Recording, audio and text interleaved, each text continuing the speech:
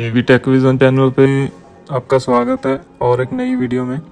तो इसमें हम देखने वाले हैं कि Asus A17 लैपटॉप की रैम और SSD कैसे अपग्रेड करेंगे बिना किसी वारंटी को लॉस किए हुए। तो चलिए देखते हैं। सबसे पहले क्या करना है, आपने जो इसका बैक पैनल है उसके स्क्रूज़ को, सारे स्क्रूज़ हैं जो, उनको ओपन कर लेना है और इसका जो बैक पैनल है उसको भी हम ओपन कर लेंगे। हमने कर रखा है इसको। तो अभी हम इसमें डालने वाले हैं G-Skills की 16 GB रैम डालने वाले हैं, जो कि 4 GB तो इसमें ऑलरेडी लगी हुई है।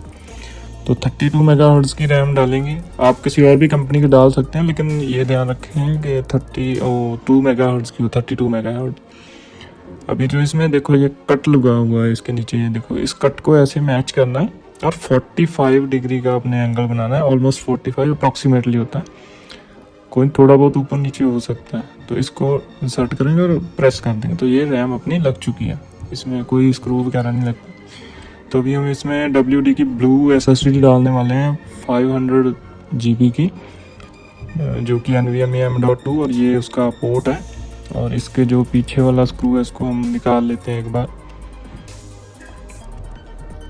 और ये अपना स्क्रू निकल चुका है। और ये उसके साइड में जो स्पीकर वाली वायर है उसको भी उसका अडाप्टर से निकाल लेना है, कनेक्टर से।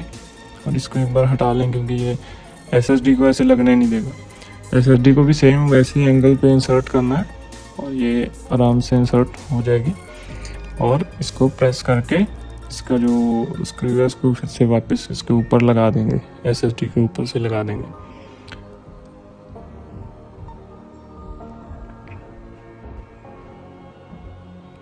ध्यान रखें दोस्तों कि और कोई इसका स्क्रू मत खोलना, क्योंकि इस पे कई जगह वार्निंग लगी होती है, उसको मत निकालना क्योंकि वो वारंटी का। तो इसका जो फिर से कनेक्टर है उसको हम इसमें दोबारा से इंसर्ट कर देते हैं।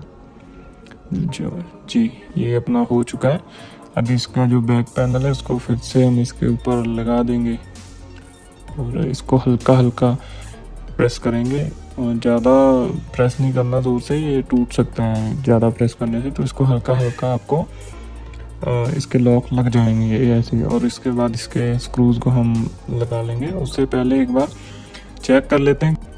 अभी पावर बटन को दबा के और 2-3 बार हम एस्केप बटन को दबाएंगे तो ये ऑप्शन शो करेगा। तो यहाँ पे सेटअप मोड में चले जाएंगे हम। तो ये देखो अपनी टोटल मेमोरी हो चुकी है 24 GB।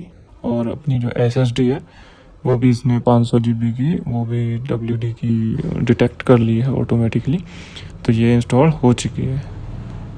तो दोस्तों वीडियो अच्छा लगा तो वीडियो को लाइक करना और चैनल को सब्सक्राइब करना।